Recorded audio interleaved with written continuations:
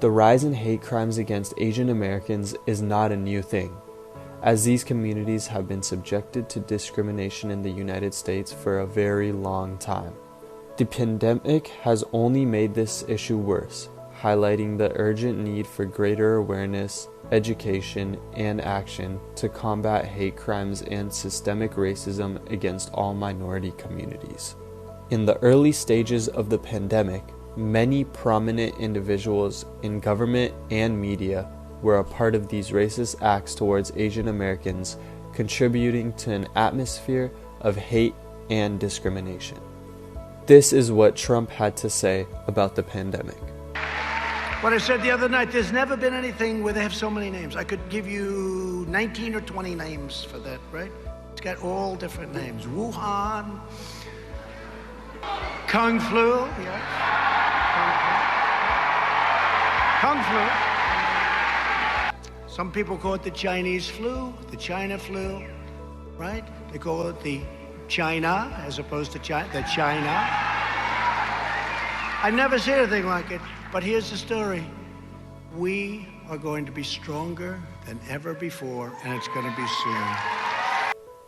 The COVID-19 pandemic has led to discrimination amongst 82% of Asian Americans in the U.S. Asian Americans experienced both psychological and physical harassment throughout this time. They experienced a range of assaults and forms of discrimination. Asian Americans began to live in fear of their own homes and communities. However, the community's resilience and activism has led to increased public awareness and accountability for these acts of hate. Despite this progress, there are still many challenges to overcome, including making sure that victims of hate crimes have access to justice and support, combating ongoing stereotypes and prejudice against Asian Americans and their communities, and addressing systemic inequalities that contribute to the discrimination of minority communities. The stigma of the Asian American community as a supposed cause of the virus's spread has led to a significant increase in hate crimes, from verbal harassment to physical assault. These incidents have had a significant impact on Asian American individuals and families, creating a climate of fear and anxiety. As soon as the court system recognized the severity of this issue, it began taking steps to assist in putting a stop to hate crimes committed against Asian Americans for good. These are issues that predated COVID. If we look at Asian American history, Asian Americans, this notion of being racialized as Asians, that Asians have always sort of been seen as foreigners to the American nation, outsiders to the American nation, no matter what generation you are, right? And that has been basically legal cover for discrimination against Asian Americans, that they can never be fully American. So coming back to your questions, if you study Asian American history, one ways of studying is you look at all the laws that were passed, like the 1882 Chinese Exclusion Act, but every group that came were subject to immigration restrictions solely based on their race. And the logic was that they could not become Americans, that they were a danger to American society, and they had to be kept out. Law enforcement agencies have stepped up their efforts to look into and prosecute these incidents. Lawmakers have proposed steps to enhance the rules against hate crimes and inflict heavier punishments on those who commit such crimes. Here's when Biden signed the anti-Asian hate crime bill in 2021.